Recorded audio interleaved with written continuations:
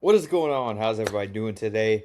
Hope everybody's having a good day so far, and I hope everybody had a good week because we are at the end of the week now. So I hope everybody had a good one. But we are back with another BYU video. I promised everybody that I would do a video on guys that I either know BYU is at least targeting or some guys that I think would make some sense for kind of what they need. So we're gonna get straight into that. As always, I appreciate you guys. You guys show me massive amounts of support on every single BYU video that I ever post. So I greatly appreciate that, and we're gonna keep them coming. We're gonna keep them going. Like I said many times, I want this to be like the transfer portal spot for BYU. I want this to be really a channel that could really just tap into a lot of BYU stuff and really, cover BYU because I don't really see many people out there doing it, and I think that BYU is very much deserving of getting some national attention. So that's kind of the point behind this is I really want to get BYU's name out there because I think they're an awesome school with awesome fans and awesome team. So anyway, not going to ramble too much. Again, not all these guys are for sure being targeted by BYU, but I'll mention which ones are and which ones probably aren't, but would make some sense. So let's get straight into it. The first one. So you're looking for a backup quarterback. You lost McKay Hillstead to Utah State. And, Ryder Lyons isn't going to be back yet because he's serving a mission. So he won't be in until 2027. So you are in the market for a backup quarterback. And it seems like that's one they've kind of set as a priority now. They're really looking for a backup quarterback. Aaron Roderick and Kalani Sitake really want to go get a guy who can come in for probably 1 year and just back up Bear and have a guy that you have some confidence in if Bear were to go down. Because with Bear's play style, injuries could very much happen.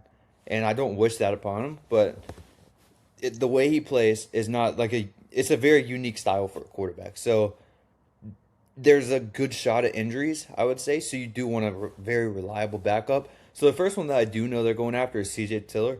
So CJ Tiller is a guy from Utah State. Utah State is it's kind of like a high school program that Utah and BYU can kind of recruit from. Although it's not a high school program, that's just kind of how it seems. The bigger two schools in Utah and the Utah Utes and BYU both have a pretty good pipeline with Utah State. So you'll see a lot of those Utah State guys go from Utah State to BYU or Utah once they get offers after they've played a few years at Utah State. So pretty much you're jumping from G5 to Power 4.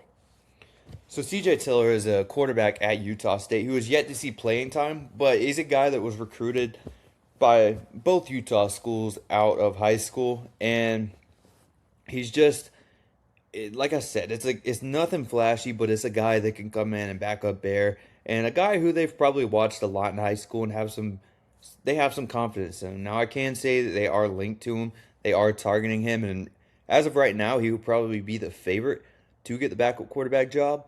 I would say, like it seems like it's not too far of a stretch for them to bring him in, so I wouldn't be shocked if that is going down or if that does happen anytime soon.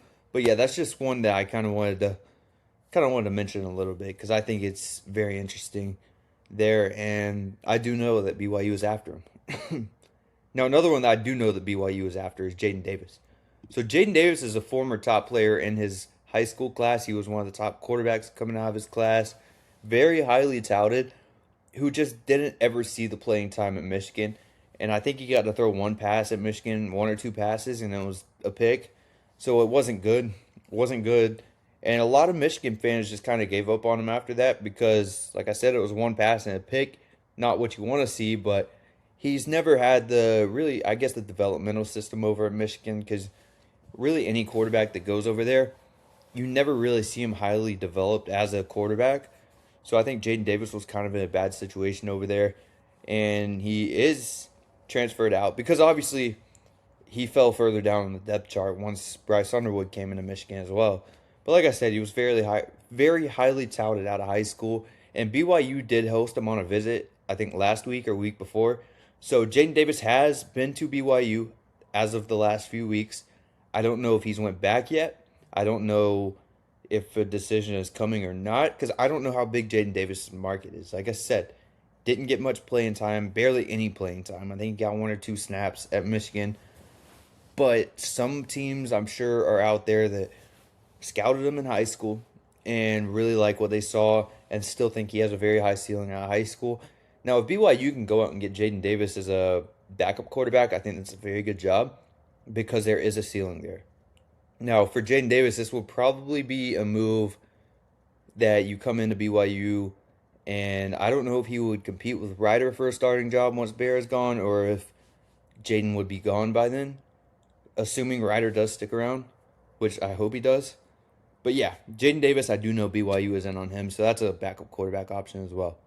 Now, this one, I don't know if BYU has much interest, but I think it makes sense. So that is Elijah Brown. Elijah Brown he went to Mater Dei in Santa Ana, California. He was another very highly touted quarterback out of his high school class. He sat behind Bryce Young for a few years in high school, and he also, I mean, same quarterback coach and everything as Bryce Young. A lot of people at one point, I think it was Elijah Brown's like sophomore year. A lot of people were saying like this could be the next Bryce Young. I don't know how accurate people were when they were saying that. I think it was mainly just the Mater Dei ties there. So of course that's going to draw some attention because Bryce Young was in the Heisman race at the time that Elijah Brown was playing there. So Mater Dei was getting a lot of attention there as well, which they do frequently throughout every year anyway. But Elijah Brown, he's another guy who just hasn't had much playing time over at Stanford. It was very weird when he committed to Stanford. And like I said, he was pretty highly touted out of high school. Towards, I think around his senior year, his stock did start to drop a little bit, or his recruiting did start to drop a little bit after a few rough seasons. But I still think there's a ceiling there, and I think BYU could be the absolute perfect spot for Elijah Brown to come into and really sit for a year in the Aaron Rodgers offense because they've shown to develop quarterbacks at a pretty high level. So I don't think it would be the worst move for Elijah Brown to come in for a year, sit behind Bear, learn behind a guy like Bear who is a great teammate, learn behind an offensive coordinator like Aaron Rodgers who has been very successful quarterbacks in the past. So I think if I was BYU, I would probably I would at least have some interest here. And I don't know how much mutual interest there will be, but I do think that if all fails and Elijah Brown doesn't have as big of a market as maybe he thinks, I wouldn't be shocked if BYU does get in because you do see Kalani Sitake recruit that California area a pretty good bit as well. So I think that's very interesting there. And Elijah Brown, like I said at Stanford, he showed some promise. Yeah, the QBR is not good. Yeah, the stats aren't great. But man, he's so young. He's a redshirt freshman going into his redshirt sophomore year. And Stanford's a bad situation. Stanford was not in a good situation at all. No, they couldn't really get anything going at all, no matter who was at quarterback. So, I think this is kind of an upside move that you can kind of rely on. Like, if Bear went down, I would feel more confident in Elijah Brown in a BYU offense with better development than what he's ever had. I would feel at least decent. He can come in and win you some games. I'm not saying he can win you the big games, but you at least want a backup quarterback. Say if Bear were to go down early in the season, you want a guy like Elijah Brown to come in and maybe win you a few games until Bear's healthy. And I think that's kind of what you get out of Elijah Brown. I think that would be a good move. Now, here's another one, which I'm not so sure of, but I do think it's pretty interesting. That is Jaden Rashada. So I know a lot of people are going to be very, very skeptical of this, and I might get some pretty bad comments in the comment section about this. And look, I'm not saying I want Jaden Rashada at BYU. I'm not saying BYU is going to have interest, but I think it's interesting because you're looking for a backup quarterback. Like I said, he was another one, very highly recruited out of high school. At one point, he was the number one quarterback in his entire class who just never panned out. He's been to 3 or 4 different schools.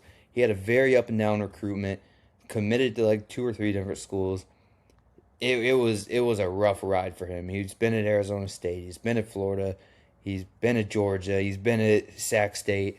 Well, he never actually got to Florida. He sued Florida for some NIL stuff. But anyway, I think Jaden Rashada is something intriguing. Now, it's not a route that I would take. But again, he's from California. You're looking for a backup quarterback.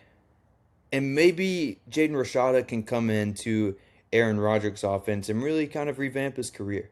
I think this is kind of one of those moves where Rashada maybe can come in 1 year, accept the backup role, take some learning lessons from Aaron Roderick and Bear Bachmeier, and then maybe transfer out again and find some success at a lower tier program next year. I mean, it's better than nothing.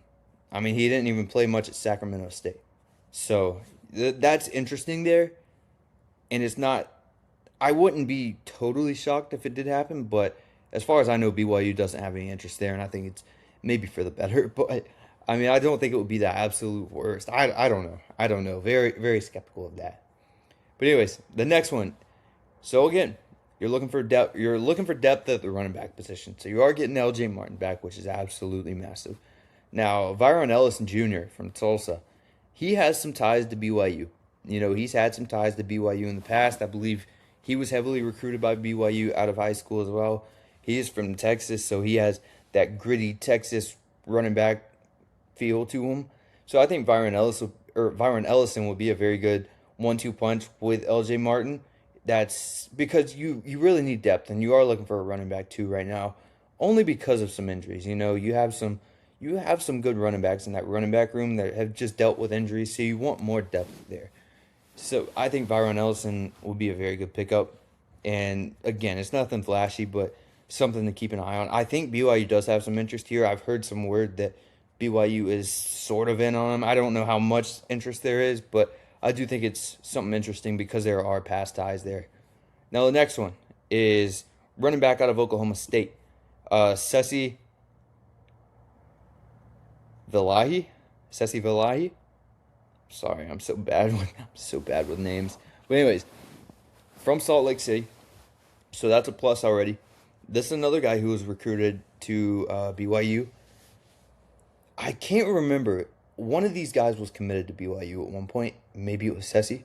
Maybe it was someone else. I'm not sure, but he is from Salt Lake City, so that does give BYU an advantage in this recruitment. He's number 6 running back left available in the portal, because all the other top guys have already committed. So as of right now, all the available players, he is the 6th best running back in the portal.